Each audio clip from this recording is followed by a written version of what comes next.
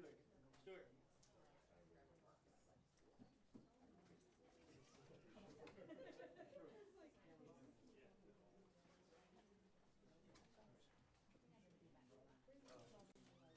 Colonel Reeves is not in here. We'll be with you shortly. We're waiting on the governor, okay? Thank you all for coming on. Where's my fan? You got your fan? Got one right there. It's right there, boss. Sure, you got one. Is it plugged? It's plugged up. Oh yeah, good. I'll be sweating in a little while.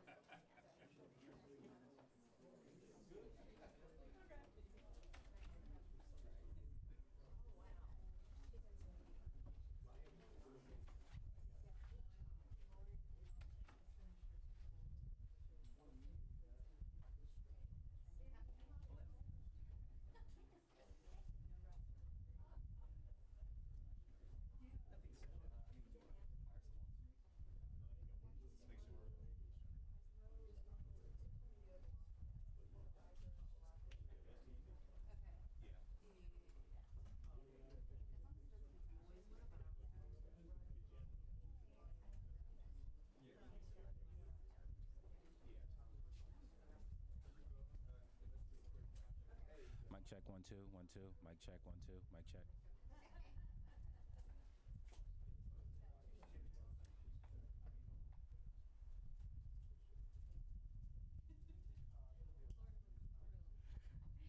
Mic check, 1 2 3. You can hear the fan? Okay. Yeah.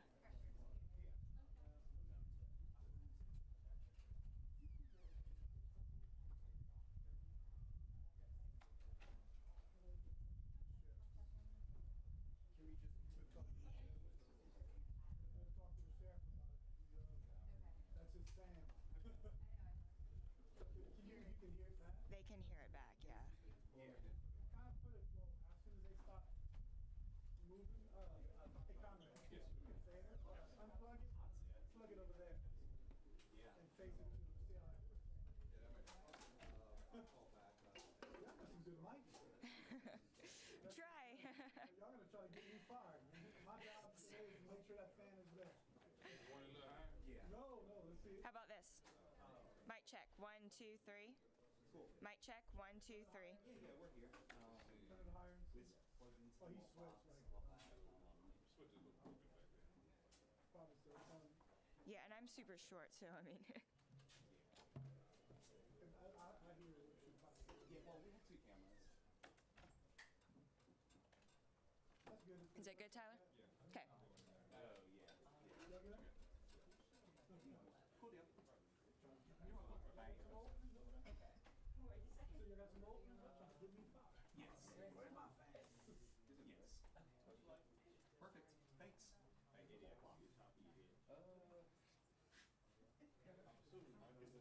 good. Issues here. On Facebook Live, the sheriff's office, and y'all pulled off. Don't show my balls. Hey, I didn't have a ball spot. I didn't get a ball spot till so I got with y'all PRO. Yeah. I hear you first. What you said? I didn't say anything. Did you see my apology email? What was that? I said I was saying. I bet you fell asleep at 6 p.m. last night. I was.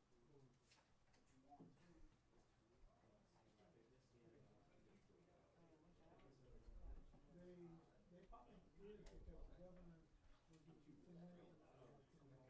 Yeah.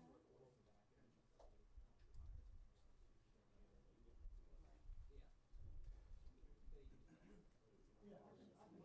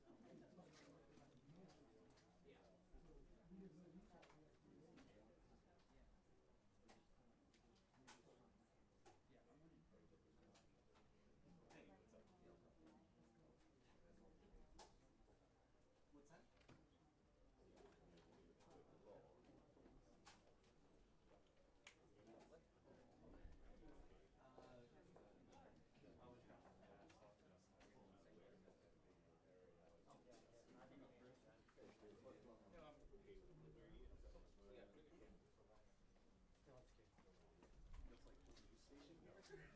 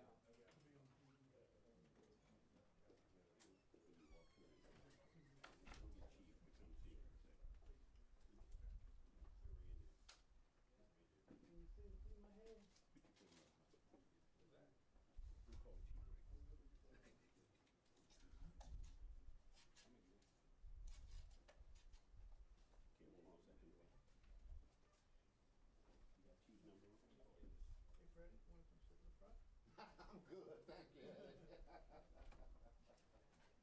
I'm gonna stay by my local right here.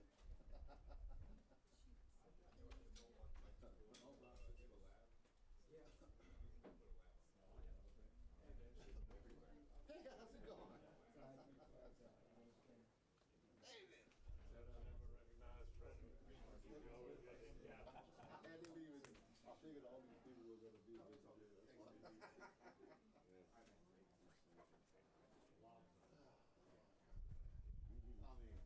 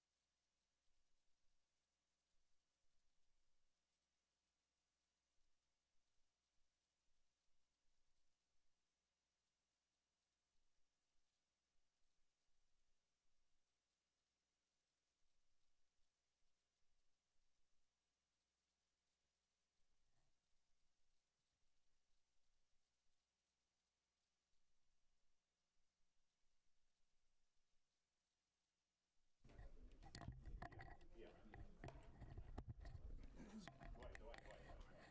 You got room to put it in here.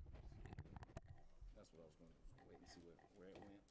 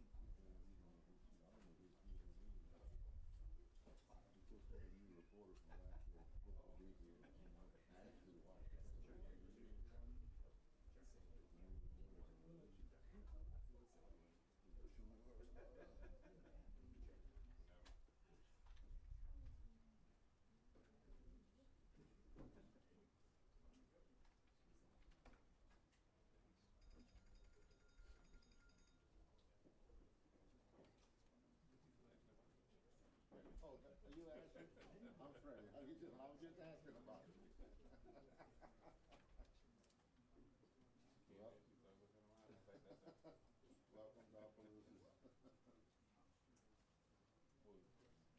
Hey, how you doing? Yeah, I'm good, good.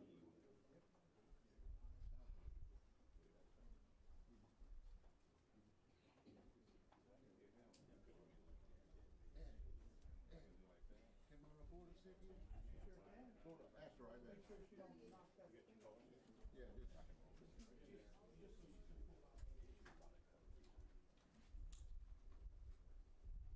Yeah, just pull out. Get past, get past.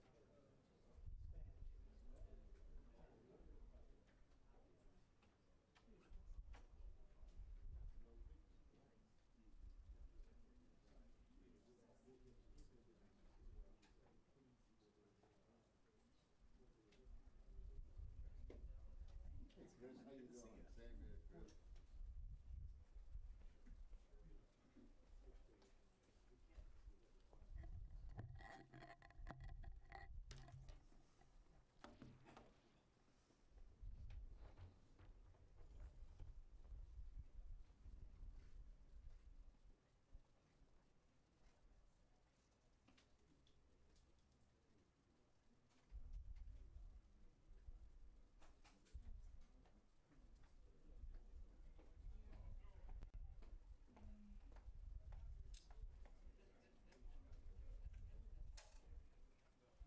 Can we move this?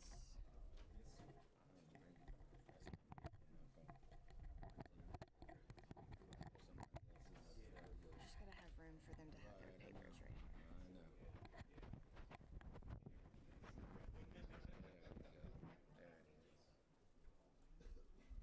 Whoever's mic is right here, can I move it upwards? Can you still hear? Okay.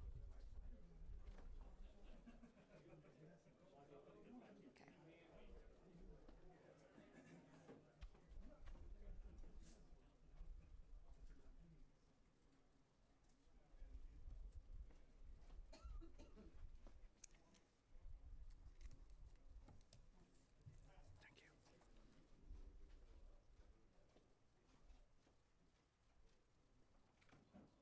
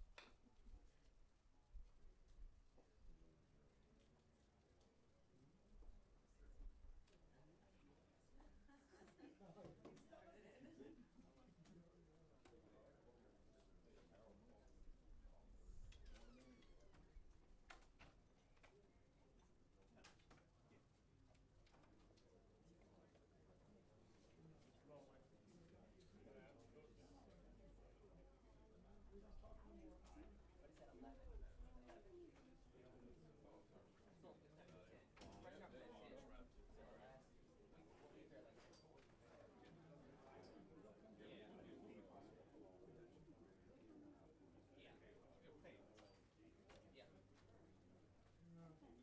right, good? All right,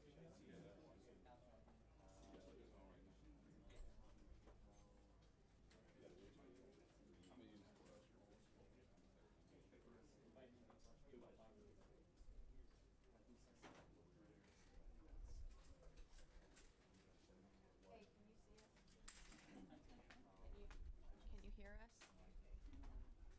Mic check, mic check, mic check.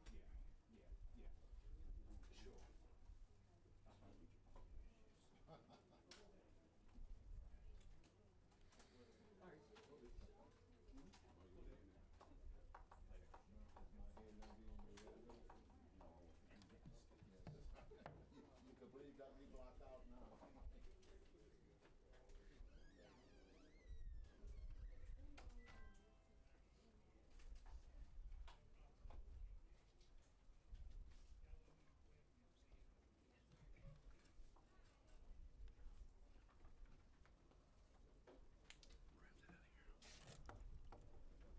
Hurry, they're coming.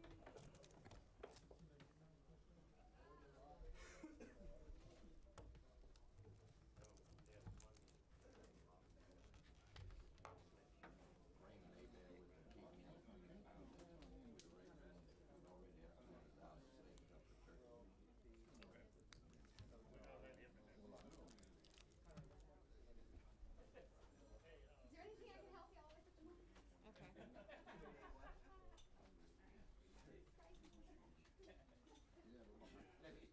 I'm blocking up the tin man right here though. How about you good at that kind of? Okay, we got it now. What's all your stuff? Oh, yes. Put this one. Hey. All right. Shit. Come on.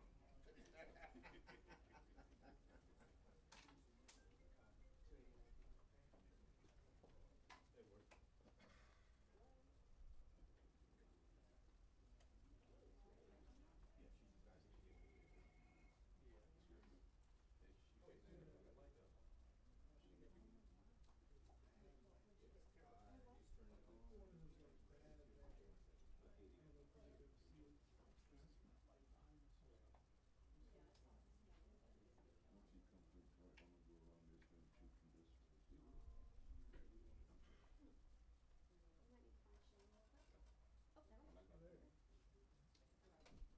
Oh, never mind.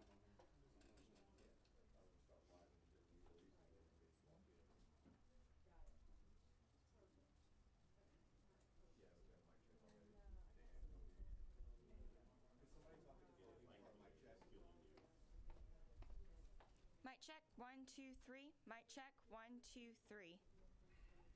Everybody good? How's everybody doing today? Thank you all for being here.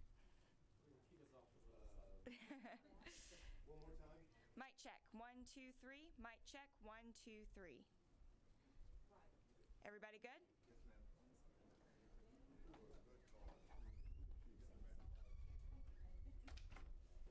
ma'am.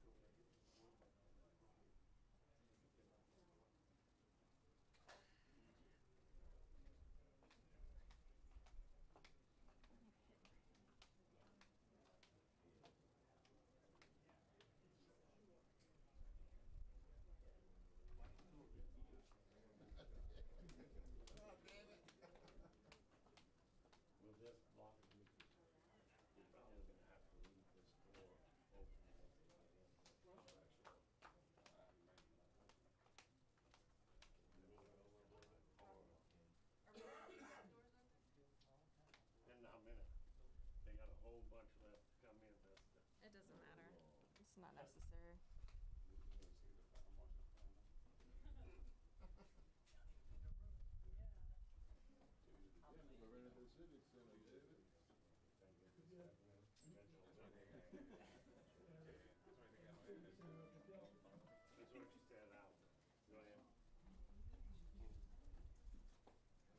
No, he cannot come in. We are full.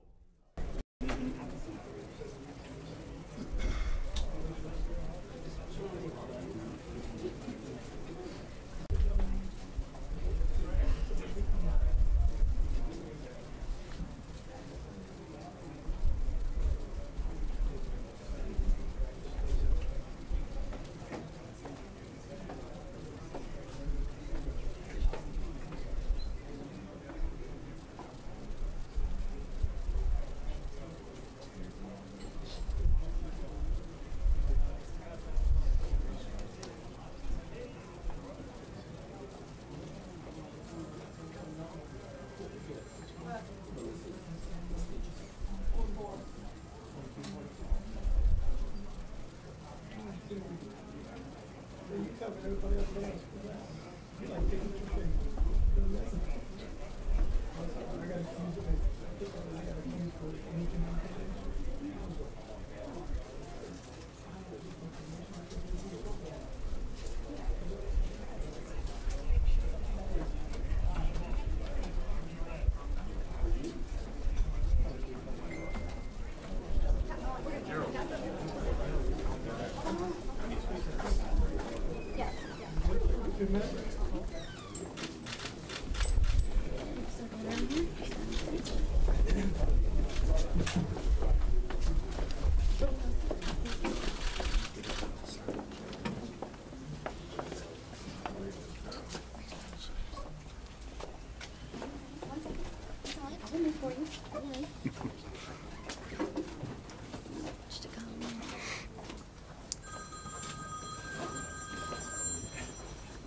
Where's Dana?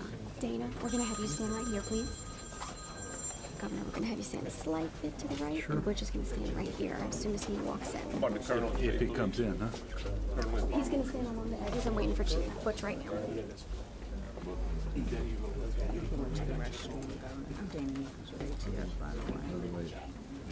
understand the restroom breaks. I have 2 cups of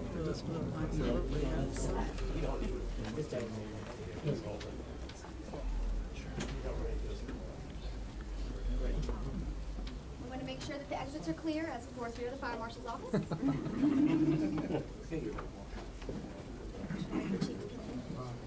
Ready. Hey, Bob. What's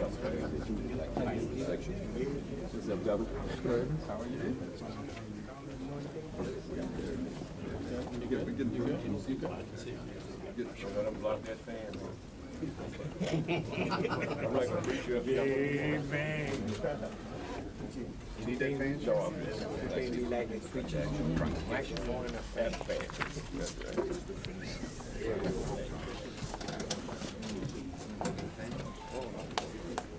Anyone need a mic check or a white balance before we get started? We're good? Okay.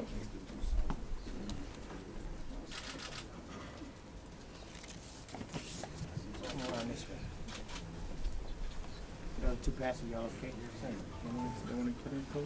Yeah, that's what we want to bring inside. All right. Excuse me. Thank you.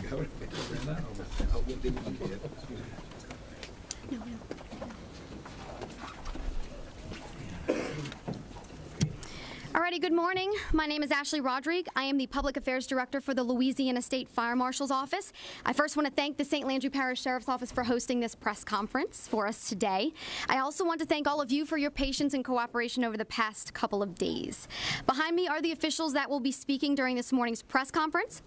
Starting at my right, of course, Governor John Bell Edwards, and then State Fire Marshal Chief Butch Browning. We have St. Landry Sheriff Bobby Guidros. There you go. We also have Dana Nichols, ATF New Orleans Field Division, Special Agent in Charge, as well as Eric J. Rommel, FBI New Orleans Field Office Special Agent in Charge. And then we have, of course, Pastor Gerald Toussaint from Mount Pleasant Baptist Church. You will see spellings of all of these names on the press release you're about to receive electronically. Also behind me, you can see Louisiana State Police Colonel Kevin Reeves. Thank you for joining us. Representatives from the Florida Bureau of Fire, Arson, and Explosives Investigations, along with St. Landry Fire Districts 2 and 3, and a host of law enforcement agencies that were part of this investigation and very critical. Each speaker will provide their update and comments to you, and then we will open for questions. We ask in an effort to maintain order and fairness that if you have a question, please raise your hand and wait to be called upon. We'd like to answer all of your questions, and we want to ensure that those questions are heard fully and accurately so the right person can answer it for you. Thank you, and we will start with the governor. Thank you, Ashley.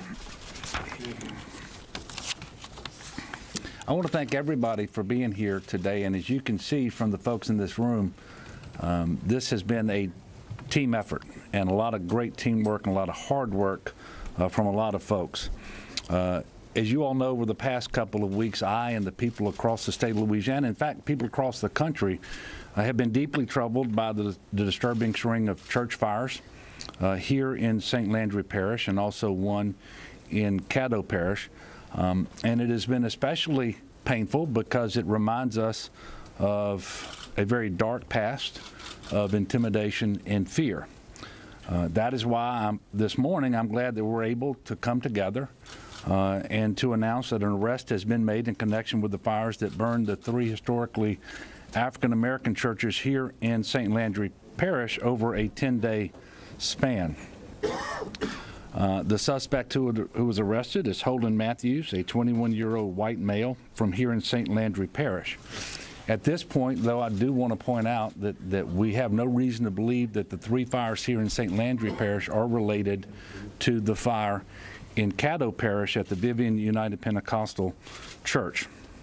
In a few moments, State Fire Marshal Butch Browning and representatives from all the law enforcement agencies involved in making this arrest happen and who are actively investigating still are going to brief you on the details that they are able to share.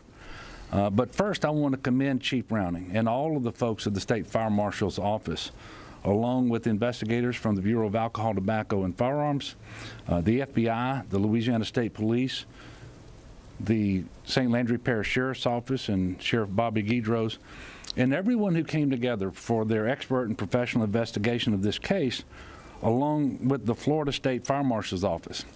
And I want to stop and just for a moment express my very sincere appreciation to them, because you can expect that all the other agencies would be involved in an investigation of this type. But the assistance we received from Florida is extraordinary. We really appreciate it. It was very helpful. They sent 2 strike teams, I think it was 7 investigators over, and they were very, very helpful in undertaking this investigation. Everyone has been working around the clock to get to the bottom of these fires just as swiftly as possible and identify and apprehend the perpetrator. I also want to acknowledge the pastors and parishioners of St. Mary, led by the Reverend Kyle Sylvester, of Greater Union, led by Reverend Harry Richard, and of Mount Pleasant Baptist Church, led by Reverend Gerald Toussaint. And all of you and your members have shown incredible grace and faith in the midst of this painful and tragic loss that they've each suffered. Now, I said it Monday in the State of the State address at the legislature. Nobody should ever fear for safety in their house of worship or fear that their church will be destroyed. I don't know what this young man's motive was. I don't know what was in his heart, but I can say it cannot be justified or rationalized. These were evil acts. But let me be clear about this. Hate is not a Louisiana value. And violence has no place in our communities. We are better than this. Yes. And this is a reflection of one depraved individual. It is not a reflection on the state of Louisiana. And I am extremely confident that I am 100% correct when I say that. And while I hope that justice will restore some peace of mind to the members of this community, I also realize that it's going to take time to recover, both physically and emotionally, from the damage that has been done. But in the words of Psalm 62, God is our fortress, yes, and we will never be shaken. So I would ask that everyone listening to this press conference join me in praying for healing and restoration. Yes. Let's pray for the congregations in this Lenten season. Let's make sure that they all have a place to worship on Palm Sunday and then Easter Sunday. And by the way, let's pray for Mr. Matthews. Yes. And his family, that God will create in him, in all of us, but in him at this time, a clean heart, yes. Invoking Psalm 51. Yes. So at this point, I'm going to be followed by the Louisiana Fire Marshal, Butch Browning, and then the run of show will run as Ashley indicated previously. Thank you.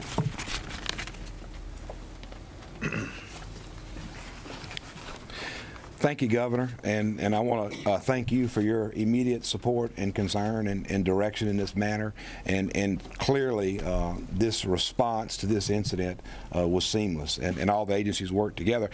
I stand before you to tell you that this community is safe again. We are extremely, unequivocally confident that we have the person who is responsible for these tragic crimes on these 3 churches. And I have to tell you, this investigation is probably one of the most unique arson investigations that I've been involved in my 33 years, in that this was an attack on the house of God. This was an attack on not just a place that people go on a weekly interval and worship. It's a place where they've had weddings. It's a place where they've had funerals. It's a place where generations, we're talking about buildings that were over 100 years old, where generations of families have been raised. So though the spirit is still strong, the landmark has been destroyed. We took that very seriously in this investigation, and as you hear about the things that we can talk about, you're going to understand about the passion of the investigators associated with this team. And in the end, you're going to learn that we had some very unique criminal investigators. They were called pastors, and I'll talk about them in the end. As the governor stated, 21-year-old Holden Matthews, who is a resident of Opelousas, has been arrested. He's been charged with state crimes by the State Fire Marshal's Office, Louisiana Revised Statute 1452.1, 3 counts of simple arson on religious buildings. Each one of these charges have a maximum of 15-year penalty. As a quick recap of the case, 3 churches in St. Landry Parish burned in a 10-day span. The St. Mary Baptist Church in Port Barry on March 26, the Greater Union Baptist Church on April 2nd, and finally the Mount Pleasant Baptist Church on April 8th. We can now confirm that all 3 of these fires are intentionally set, and all 3 of these fires are related. Several pieces of evidence, both physical from the scene and technological evidence, have confirmed that Matthews is the suspect. At this time, the investigation is extremely active, and again, as we go through the statements made and questions that we answer, we are very restricted on what we can say, and you're going to understand why. We're still vetting several motives. However, information that the investigators have uncovered is that Matthews had offered, through suggestions and connections, a relationship with a type of music called black metal and its association in history with church burnings in other parts of the world, which have been documented in movies and books. Any question of potential motives are going to go to the federal authorities. There's a lot of discussion about the hate motive. Understand something, that the hate motive is a federal nexus, and the federal authorities are extremely vetting that, and will speak to that. However, what you need to understand is that the investigators sought out a very significant threat in this community. And when Matthews was developed as a suspect, we saw an immediate threat to public safety. We felt that other crimes were imminent. In an abundance of public safety, we quickly secured state warrants and took him into custody. So when we say this investigation is still active, understand that there were extraordinary means taken to bring safety to this community. And again, I will say, the threat is now gone. It's now up to the furthest of the investigation, and us bringing to the prosecutors, whether it be state, whether it be federal, to be determined the right information so they can do their job. I have to talk about the work of the investigative team, and as the governor stated, it was an exceptional team. The aforementioned agencies, both from the federal standpoint, from the state, and down to the local, made this case. This case is a textbook example of successful traditional boots-on-the-ground law enforcement, coupled with the science of fire and fire investigation, and finally modern-day technology. That's how this case was solved. It's a very labor-intensive job, but it was expertly executed by many people who knew each other from previous investigations, but also outside investigative agencies who came to the table under the understanding that not only did we have a serious public safety threat, but we had an attack on our God and our religion. Finally, I want to speak to that. Immediately when this investigation ensued, we knew that our pastors were important to us. Immediately after these fires, the pastors were brought in, and they were part of our investigative team. The first thing they did was pray for us, and that's what set us on the right track. The second thing they did was they became the agents of information. They were a calming voice in the community. And finally, they were reasons why we were able to cultivate the scientific leads that we did. So as we met this morning to brief the pastors on the success of the investigation, we are now moving forward. We're going to continue this investigation. We're now working with these pastors from a building code standards situation to help them design their next building and get through the permitting process to quickly get these churches back into the great work that they do. But I have to tell you, in my career, I have never seen such a spiritual mission that's come home so quickly, and I appreciate you for that.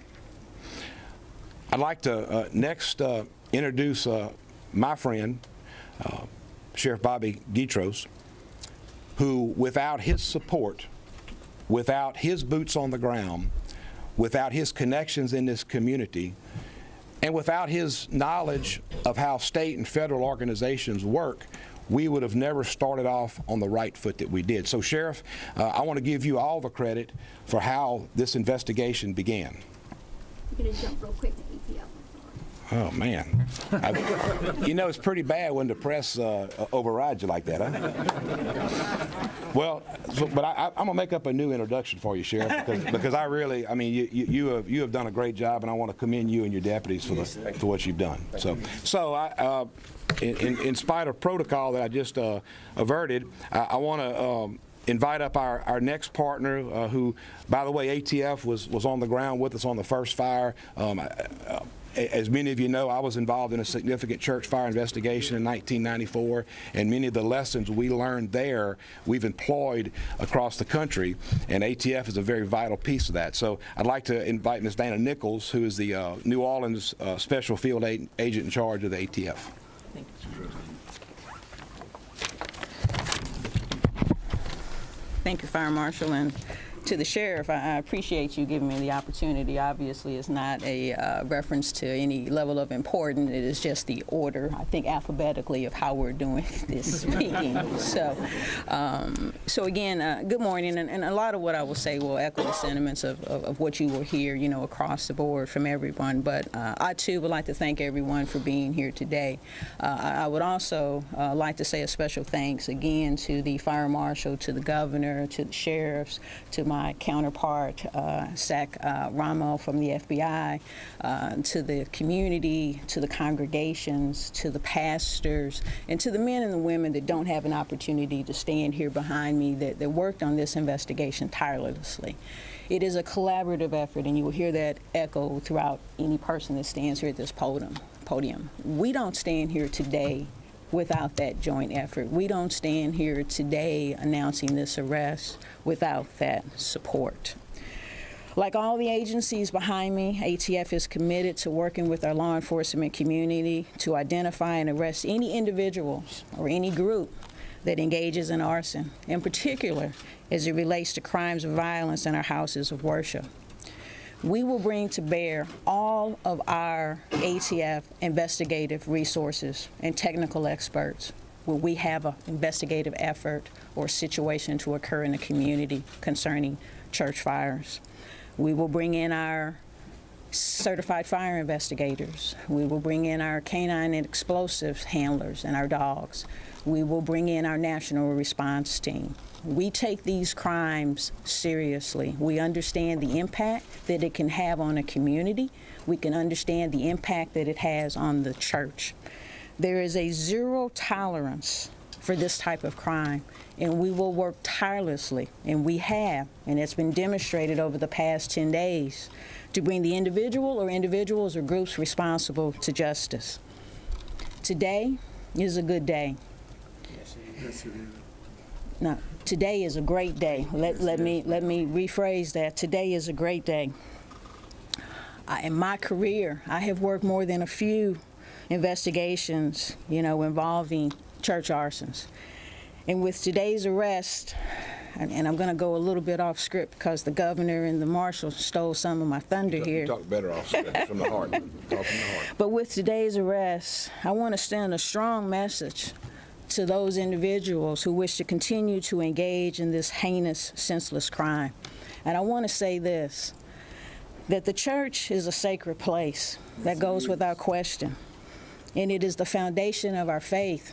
And it is what this country is built on. It is built on a belief in a higher power. That is what guides us. That is what keeps us safe. And that is what gives us comfort. The church is a place that we go to fellowship. It is a place that we go to pray. It is a place that we go to communicate with God.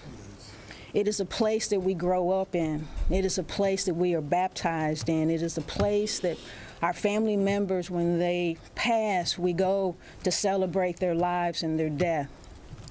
It is a place that when the pressures of life have become too great and it has brought us to our knees, we go to church to look for guidance. We go to church to look for strength.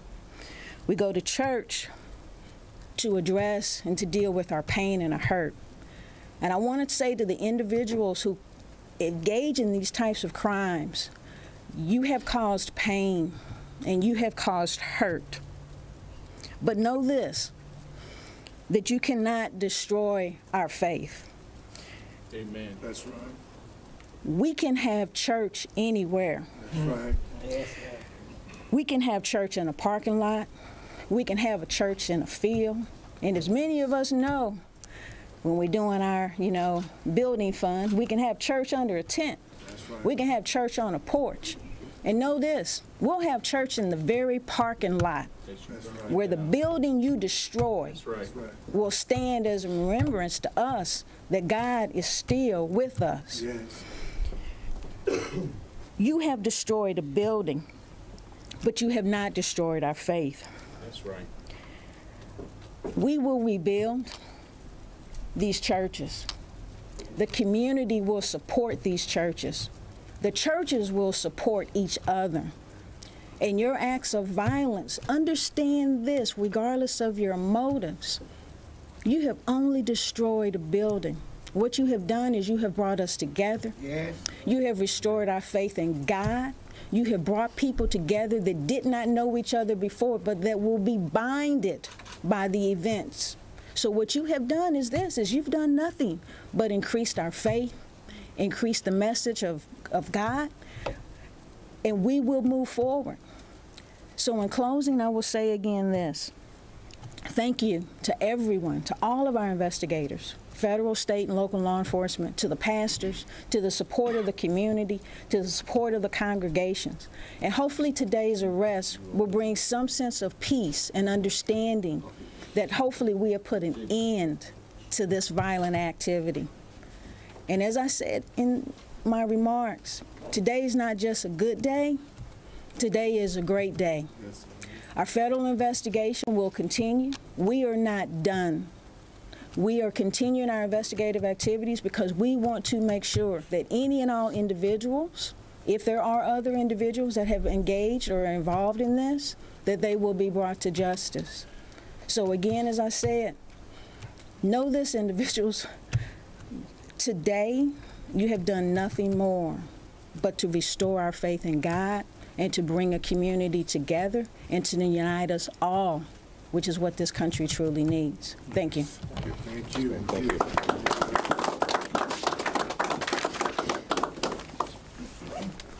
Yeah. So I'd now like to bring up the FBI to make comments. Good morning. Good morning. First and foremost, our thoughts and prayers are with the congregations of St. Mary's Baptist Church, Greater Union Baptist Church, Mount Pleasant Baptist Church, and the community as a whole. A cornerstone of our country is the freedom of religion and the right to practice your faith freely and without intimidation. The teamwork and collaboration has been exemplary, especially with the Louisiana State Fire Marshal's Office, the St. Landry's Parish Sheriff's Office, the ATF, and the State Police, and of course the brave people of this community. The FBI is currently working with our law enforcement partners to determine if this incident was bias motivated. Let me be clear. The FBI New Orleans Field Office will continue to collaborate and coordinate our efforts with our partners standing here today. These criminal actions will not be tolerated, and we will ensure justice is sought for all victims. Thank you. Thank you. And now, I get to introduce. Go ahead. Go ahead. You can do it better than I do. The Sheriff, St. Landry's Parish. Sir. Thank you. Thank you. Thank you all for coming. What a phenomenal team we had here. I mean, it was just, I hope it never happens again in St. Landry Parish, but if it does, y'all coming back. I got to tell you, you're going to come back. Oh, yes. First day I met with the Fire Marshal, Bush Browning, and he told me, he said, Sheriff, I got to warn you, these investigators with the ATF response teams don't play. I said, don't play? He said, they don't play. They quit school because of recess. He said, they're serious about their job. And I said, wow. To me, priority one in this investigation for me, and I understood what my role was to get the community together. The Fire Marshal and I got together with the pastors and let them know that we had this, that we were going to do everything in our power, get all the resources that we could together and catch this individual. And I made a promise that day. I said, we're going to arrest him. Didn't I tell you that? Yes, you did. I said, we're going to arrest him. And an arrest was made, and I'm going to make some points in a minute about how that happened. But my goal and my job was to ensure the safety of other churches in the rural areas of the parish. I think we have like 150 plus, maybe 170 other churches in St. Landry Parish, in the rural areas of the parish. And we attempted to identify the most vulnerable churches, those in the areas that could possibly be set fire again. I dedicated overtime. I called my chief financial officer and said, do what it takes, the patrol supervisor, do what it takes, assign guys out there, make sure that we're out and patrolling, and I want deputies guarding these churches. The State Fire Marshal, Butch Browning, and I met daily to discuss options and directions. We called in the FBI, we called in the National ATF Fire Response Team, the Louisiana State Police, the local Fire District 3, and of course we provided investigators from our office. We met with the local pastors, as I mentioned, and they gave us some ideas, we gave them some suggestions, and we worked together. Everybody worked as a team. And I see where some media outlets prematurely reported that the suspect, Holden Matthews' father, turned him in. Now let me correct that. That is not, let me repeat, that is not true. Holden Matthews' father did not turn him in. We did not get any tips from the hotline. We got a lot of tips from the public, and we investigated those tips and leads. But this case was not solved with tips from the public, but many came in. This case was solved because of the men and women that were assigned were competent, and driven to make an arrest. This case was solved because of the boots on the ground and the butts in the air. They didn't stop. Because of Holden's father or anyone else turning him in, it didn't happen. And as we all know by now, Holden's father is an employee of mine, a fine man. He was shocked and hurt, as any father would be. And my heart went out to him yesterday when we notified him to come in. And I talked to him, and the news was broke to him. He was in terrible shape. This investigative team was successful because of the 1,000 hours of teamwork, the dedicated manpower at our disposal. And this, again, team was phenomenal. I set them up across the street in this new building, and when I walk in the morning to see what I could do, I was in the way. I got out of the way. Whatever they needed, they got. Many hours of drone activity, a lot of equipment and resources was made available to us. And basic, old-fashioned detective work. You cannot solve a case unless you do good, basic, old-fashioned detective work.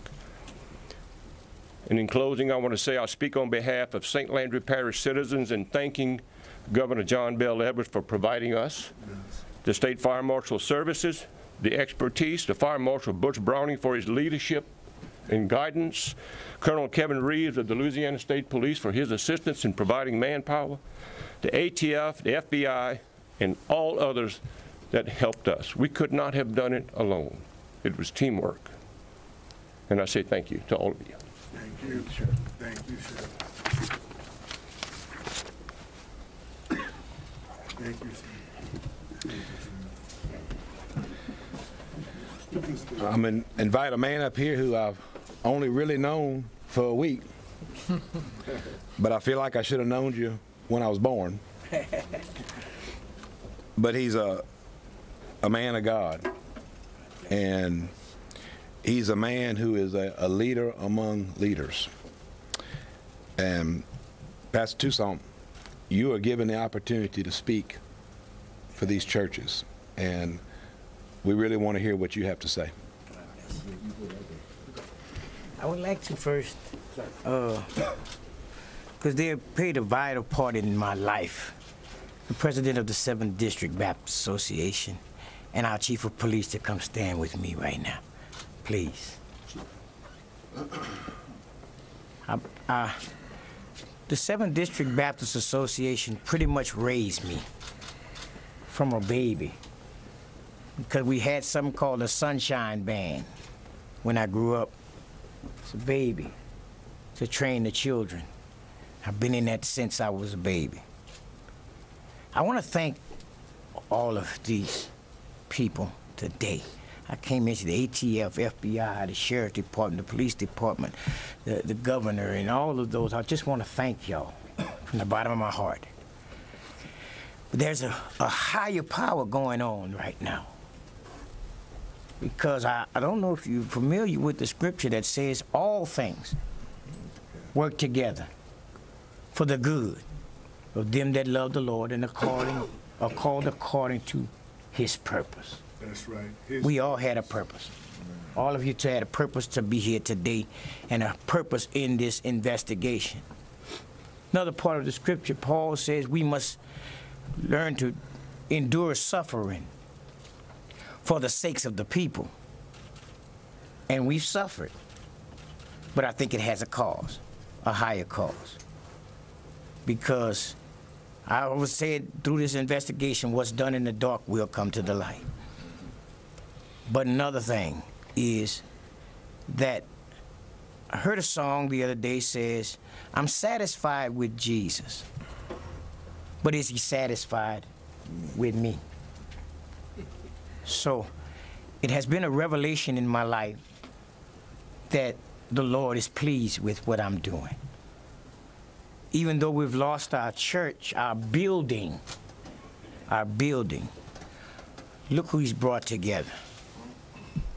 A host of people and to come together. And I told him earlier that I found out that there was something else behind that badge than just a man, the inner man. because our country has to find out that the God we serve does not look on the outside. He searches the heart. And I believe the heart of these people is why we're standing here today. Amen. Why we're here. That I can continue my ministry. Ministers, churches continue their ministry. And I believe their sermon's going to be stronger. Because a lot of people want to make it a hate thing. Well, we don't represent hate. No. We represent love. No. Right. Togetherness, peace, long-suffering, hope. And that's what we're here today to say to, not just to our community, but to our country. Be strong. Love one another. That's right. Be patient with one another. Help one another. Guide one another. Train up your children in the way they should go. And I thank God for all of you here today. But I thank God for this opportunity to talk to this nation that I love. I spent 7 years of the military for them. And I just want to thank you, Pastor, for the 7th District, being part of my life to teach me the things of God. Thank you for your support this week. Thank all of you for helping us out. Thank you, Governor. Thank everyone. You have, now I can go to sleep. Because I'd rather eat, even though I pastor 2 churches, I have a full-time job driving an 18-wheeler. All right? So it's been strenuous. Now I can sleep. But I thank God for all of you. And I want you to pray for me, and I'll pray for you. Pastors, stay strong. Hold fast to that which is good. And I know the Lord will see you through. God bless you. Amen.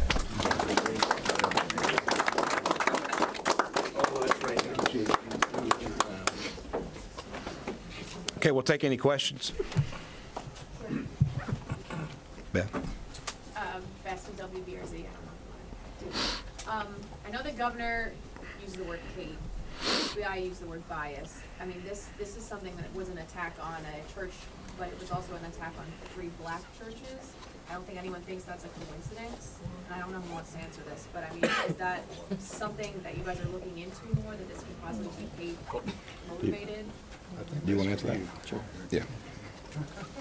I think, obviously, we need to continue to investigate this case and continue to go where the leads bring us, where the evidence takes us.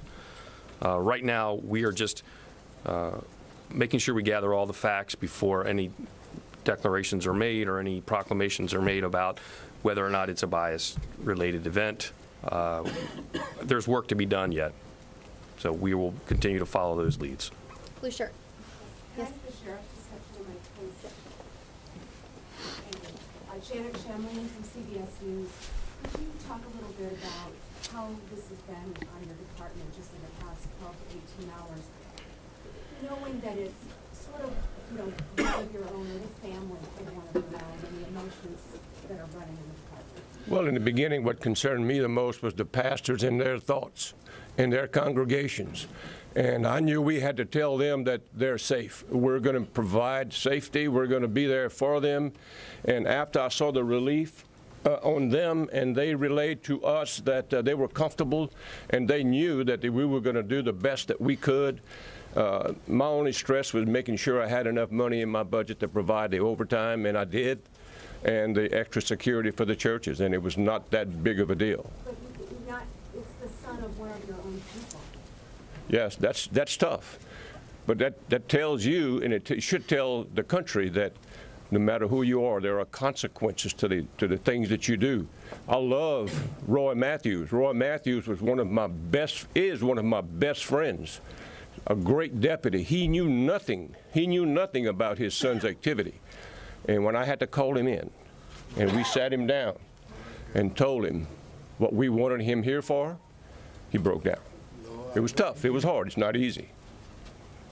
Yes? Sure. Can you talk about some of the law enforcement work? Whenever you arrested the subject, did he confess? Did he cooperate? Well, we're not going to we're not going to go into that, but I'll let somebody else answer that. I'll just say that it's an ongoing investigation, and I'll tell you from a probable cause standpoint, we have our man in our view, and we really can't go into the details of that. Over here. Yeah, Chris Welty with KATC. We're hearing that cyber technology played a big role in this arrest. Can you talk on that? Well, we did use technology. Again, we're not going to disclose all the things that we use. I think it's pretty obvious. We use video surveillance. That was very helpful in some of the things that we did. But this case is still active, so we're not going to disclose the extraordinary technological means that we used. Right here. Fire Marshal, you mentioned that you thought other attacks were imminent. Can you elaborate on that at all? Were they other fires, other forms of attacks? No, we can't at this point. Those are still being vetted, but we believe the extraordinary work that we did to take this person into custody averted what could have possibly been other crimes. Chief Browning, Galford Jones with KLFY. There was some talk about a gas can being suspicious, led you guys to Matthews. Are you guys able to say how the fires were caused and were they all done the exact same way? Yeah, we haven't talked about a gas can at all. And again, everything dealing with the science of the fire is being vetted now at the National Response Team level of ATF to develop our cause and origin report. So we're not going to talk about anything as it relates to the fire scene. Yes, sir. Can you talk about how he was taken into custody? Did he resist arrest? Where was he taken in? He was taken into custody at a location near here. He complied and was taken in and arrested on the warrants and further processed. Yes, ma'am. Jasmine Widow at News 15. Can you tell us if he acted alone or if he had any other plans to burn any other churches? Again, we're not going to disclose what we thought could have possibly happened. That's still part of the investigation. We do believe we have the person responsible. We're not actively searching for anyone else, but the investigation is still going on at this point. Yes, ma'am. Can you talk more about this black metal motive one, I think? How did you guys find out about that? Yeah, again, what I mentioned in the beginning, we believe there is a relation there with that. That is still being vetted, and we only bring that up because that has been out there in the public venue. You can do your own research and understand some of those things, but we're not elaborating any more other than the fact that that is a piece that we're looking at. You had your hand up. No, you're done? Okay. Go ahead. Can you talk about whether you all found any evidence, digital or otherwise, that suggested he was perhaps affiliated with white supremacist groups or anything along those lines? Yeah, those would all be things that the FBI would be vetting, and I can't speak to that. I think the agent already told you they're looking at things, but I can't confirm or deny that. Lester. Sheriff DeJones, after you said that you talked to the sheriff's deputy about his son, did he have any role in helping his son surrender to you guys, authorities? Talk about the timeline with that. He helped to facilitate the arrest, to get the suspect away from home so that he wouldn't be injured in the event that we had to maybe use force to go to his residence to get him. He helped facilitate to get him away from the house, get him to an area where we could arrest him, approach him, arrest him without any incident. That's the only involvement. Yes, ma'am. Does Holden have any history of violence? Chief's government. Holden doesn't have any history of violence, no history of arrest. Go ahead. Yeah, just a few years ago in 2016, there were several fires of prominent locations here in the Opelousas area. Do we believe that Mr. Matthews is connected to any of those fires at this time? Part of our team has been looking into past unsolved arsons in this region. We don't believe that at this point, but we have been vetting that to your question. Yes, sir. Do you have any words for other churches or businesses across the state? I know prevention is something that if this was someone who was acting alone, we don't know what the motive is, but is there some prevention, some preventative measures that churches and other establishments would take? Sure, absolutely. You know, first off, the being victimized by a crime should be anyone's concern in whatever arena or facility you're in. We specifically have guidance of protecting religious institutions that we have on our website. That's also provided on the ATF's website. We've shared a lot of that information locally, and you'll see more of that, and we'll provide those links to you. Yes, Lester. Fire Marshal Browning, were there any cameras inside the churches, and were they set inside the church first or outside the church? Yeah, I appreciate that. Again, we can't discuss any specifics of the fire investigation. Yes, ma'am. You talked about extraordinary means that were used. Can you give us some examples of what you're talking about in terms of what constitutes extraordinary? I really can't right now because our reports are being wrote and our warrants are being vetted, so I really can't expound upon that. I will confirm we do have video surveillance that was used in different arenas. Yes, sir. Are you digging into now his social media, or are you seeking additional warrants to really get a full picture of this? Again, the investigation is still very active, so many things like that are being looked at. Do they include warrants to get legal process? The processes would be followed if other information is needed. Yes, sir. Can you talk to one of the pastors? I just want to know, is there a rebuilding process going on? Yes, What is the looking forward plan? Yeah, we're looking forward to soon as all y'all get out of our life. Wait a minute now. Not all of y'all. God bless you. Yes, we're going to, the remaining rubble and all of those things, we're going to move it out and begin a rebuilding process. In fact, most of that has gone, and I want to thank those that made contributions to us that to help us in rebuilding, and those that we've had connections from far all over the country to help us rebuild within our cities. And that's why I say things are bright, because I've heard from pastors and ministers in the area that I've never talked to in my life. So I've heard from them, and we're going to start a network within the community from pastors, preachers, and churches to come together. These things turned out to be a wonderful thing. It started off a dark moment in our lives. But I think with the rebuilding process, you're going to see some things within the future that's going to be very bright for our churches. How early in this investigation did y'all believe Matthews was your guy? Again, I think as we've said, he was developed real quickly as a suspect, and in a matter of about 12 hours of him being developed, we had him in custody. So it was in a matter of 12 hours of the first fire? No, in a matter of 12 hours of him being developed as a suspect, we had him charged with arson crimes. When did he actually become a suspect? Well, we took him into custody late yesterday, so it was at some point early yesterday morning that we knew we had our man. Yes, sir. Sheriff, has the suspect's father been reassigned at all since bringing the suspect? I didn't hear you. Has the suspect's father been reassigned at all since bringing the suspect? Not at all. His father's job duties didn't have anything to do with the investigation or anything related to investigation. So no, he had not been reassigned. All right, ma'am. Can you tell us Matthew's state of mind? Is he remorseful at all? Again, we're still vetting the facts, and that would all be continuing as we continue to gather more evidence.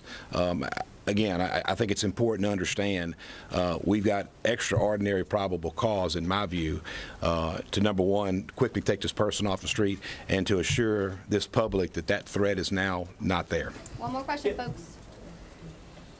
Yeah, did Matthews say anything whenever he was arrested? Again, we're not going to discuss that. I'll give y'all one more. Sheriff, you were talking about a little bit how the father helped him move to a place where there wouldn't be any incidents. Talk about how that arrest happened and where was he taken? Well, I'm not going to get into that, but I can tell you that we made sure that nobody else at the home at the time was involved or in any direct danger if my guys were to go to the residence to arrest him. So we just wanted to make sure that we get him away from the safe environment he felt he was safe in, and then the arrest was made. So Was this your deputies or was it FBI as well? it was a team effort. Okay. All right. Well, again, this is not the end. This investigation is still active. When we get more information, we'll put it out. We appreciate your cooperation, and we appreciate the outcome today. Thank you, Governor. You. That's it. Okay. Thank you. Yes, sir. Thank you. Senator. Thank you. You got time to stop by the office? You got a car, right? First of all, Senator Gerald,